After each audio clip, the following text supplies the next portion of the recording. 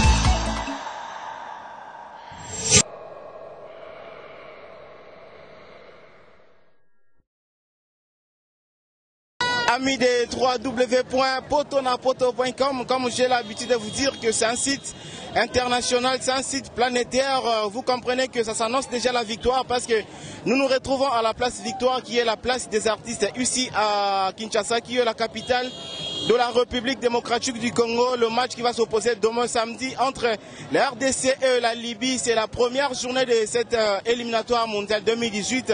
Binomo Bosomo na comment les Congolais va mobiliser et je crois bien que comme les Congolais na Congo va mobiliser, c'est-à-dire que na Congolais na étranger, diaspora va vraiment mobiliser pour que cette fois-ci la République démocratique du Congo va se présenter na mondial, c'est vraiment quelque chose de bien. Je me reviens Binomo Bota la image Bosomo na ndenge nini vraiment ba Congolais va mobiliser bazoteka bazotambola bazosomba un signe ya drapeau ya Congo de façon que lobby vraiment bokita bon mata ndenge ba Congolais ba Congolais babi lobby bokita bon mata vraiment victoire ezananga muna bango cette fois-ci le Flora Ibengele sélectionneur de l'équipe nationale de la RDC à lobby 2018 vraiment qu'il plaît ou qu'il neige nous serons nous allons participer dans le mondial 2018. Donc, et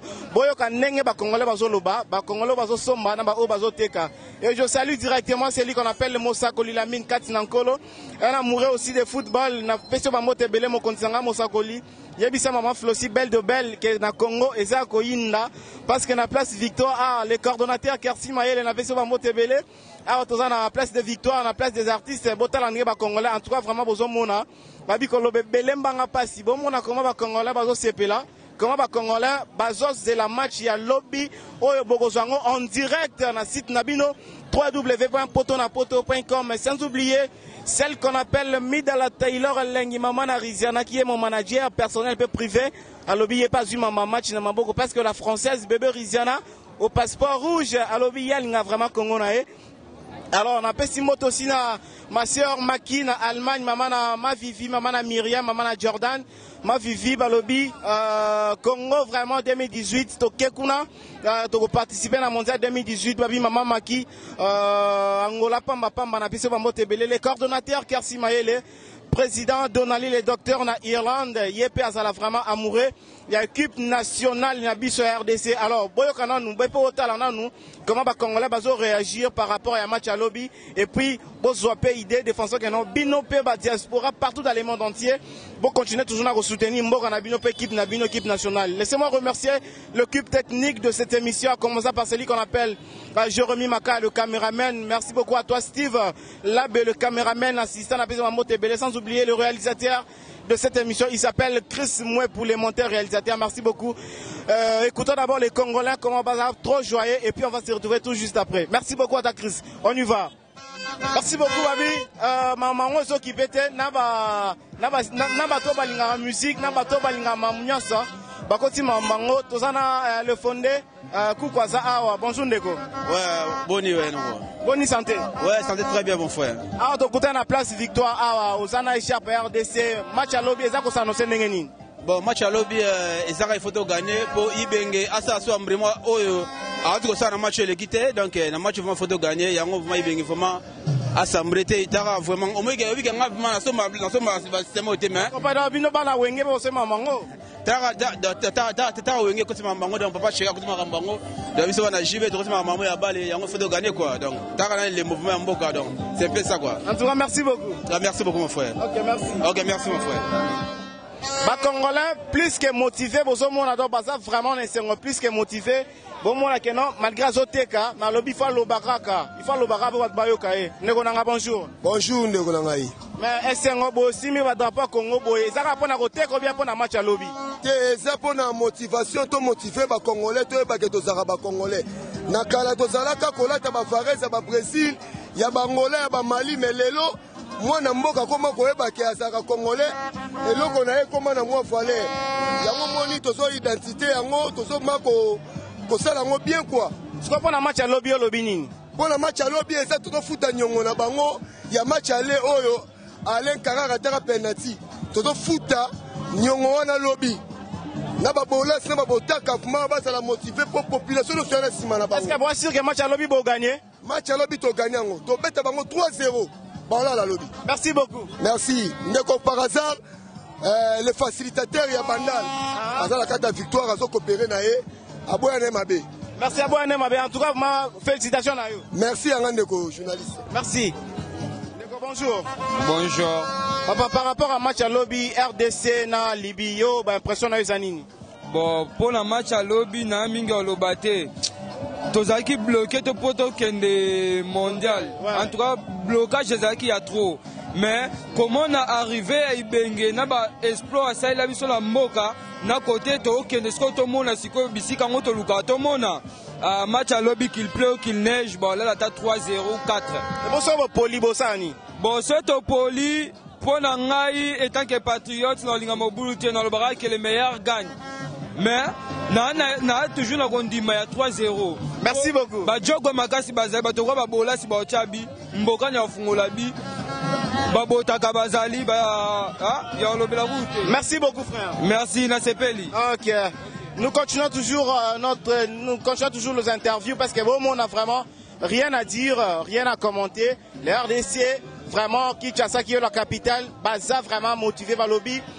Bande comme ça on va dire que non attention qui va poli ça toujours un esprit à fair play, c'est quelque chose vraiment de bon. Alors nous continuons toujours avec nos interviews avec nos Congolais qui sont motivés na ba maman pe ba soma ramango Midala Taylor alengi maman na Riziana, la française au passeport rouge a somi ramango c'est en maki na Allemagne a soma ramango kala minité azoya Angola abia Angola pa mapamba ser maki mosakoli la mine kati na nkolo balobi lobby match à lobby toujours kati na kolo le coordinateur Kersi Mayele toujours kati na kolo. Donc poursuivra na ba interview na biso puis on se retrouve juste après. Chris Mwe pour on y va. Boso mona comment ba Congolais baza ko innover baza ko sala mamba bien ka pona ko soutenir mboka na bango pe ko soutenir équipe nationale na bango. Ah ba ndeko nanga ezala rande boy. Ndeko nanga bonjour. Bonjour. Vraiment idée ya boya super boy na place des artistes na place Victoire on monter moi logo pour que non et permettre na ba Congolais nyonso balata elamba ya drapeau mboka na bango. Idée uteli wapi? Idée outil de la continent likolo premièrement na solé mon continent ngai son excellence Denis Kambai. Idée ça non bien innovation et ça nini donc pour tellement ça prend place des artistes. Tu vois ba tunir va se retrouver en victoire. Ya on doit place Congolais bien linga équipe na ye. Comme ça nous derrière Léopard.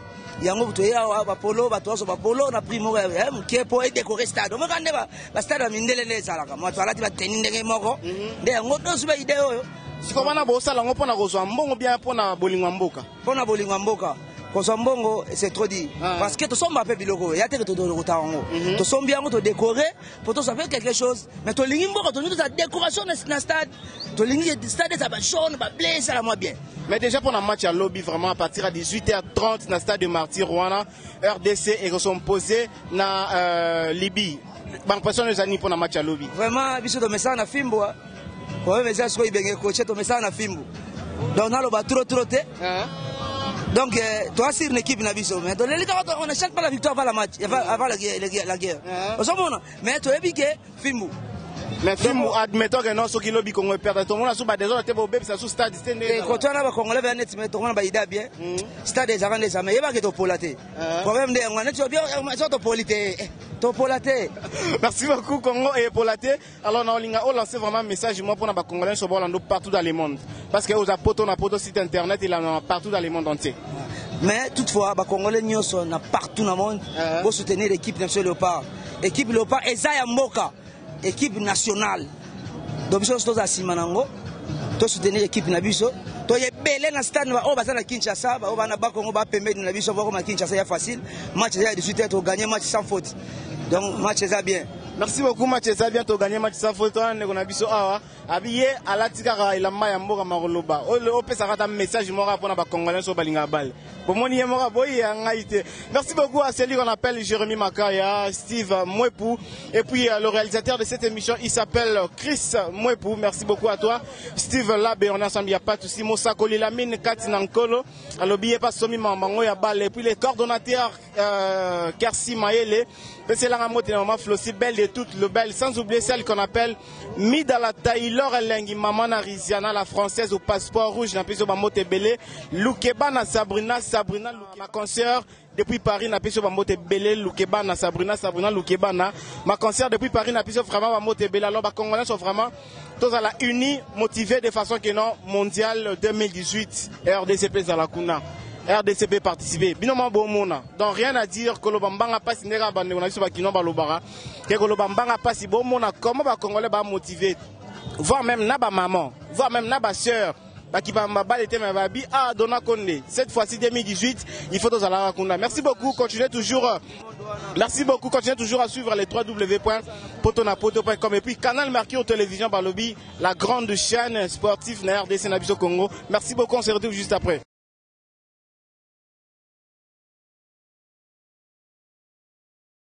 www.potonapoto.com